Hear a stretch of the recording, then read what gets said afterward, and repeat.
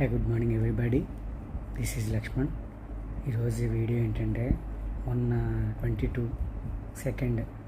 April మధ్యాహ్నం కాశ్మీర్లోని పెహల్గాంలోని కాల్పుల గురించి మాట్లాడబోతున్నాను.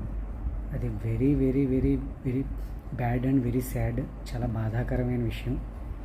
అందరూ కూడా సంతోషంతో టూర్కి వెళ్ళిన సమయంలోనే ఉగ్రవాదులు వచ్చి అటాక్ చేయడం అనేది చాలా దారుణమైన పరిస్థితి.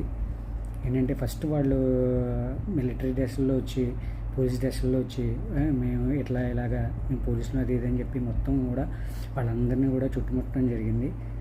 ప్లస్ ఇంకోటి ఏంటంటే, అదొక మంచి టూరిస్ట్ ప్లేసు. ఏంటంటే మినీ స్విట్జర్లాండ్ అంటారు. అక్కడ ఎంజాయ్ చేయడానికి వెళ్ళిన వాళ్ళని ఇలా చంపడం అనేది చాలా బాధపడవలసిన విషయం. ఇంకోటి ఏంటంటే, వాళ్ళందరినీ కూడా పరిగెట్టి పారిపోతున్న వాళ్ళని కూడా కాల్చేయడం జరిగింది. అందులో చాలామంది చనిపోయారు. ఇంకొక చాలామంది చనిపోయారు. ప్లస్ కొంతమంది ఏమో గాయపడ్డారు. అందులోని బాగా చెప్పుకోదగిన విషయం ఏంటంటే, ఆల్రెడీ 1 వీక్ మ్యారేజ్ అయ్యి హనీమూన్కి వెళ్ళిన పేర్ ఆయన కూడా నేవీలో పనిచేస్తున్నారట. ఆయన కూడా చనిపోయారు. అది వర్ణనాతీతం. ఆ బాధ చెప్పుకోవడం చాలా దారుణమైన విషయం అది. ఇంకొకటి ఏంటంటే, అంత దారుణంగా ఇంతలాగా ఉగ్రవాదులు చేయడం అనేది వాళ్ళకి మనం ఛాన్స్ ఇచ్చినట్టే. అందుకనే ఏంటంటే, గవర్నమెంట్ తక్షణమే చర్యలు తీసుకోవడం మంచిది.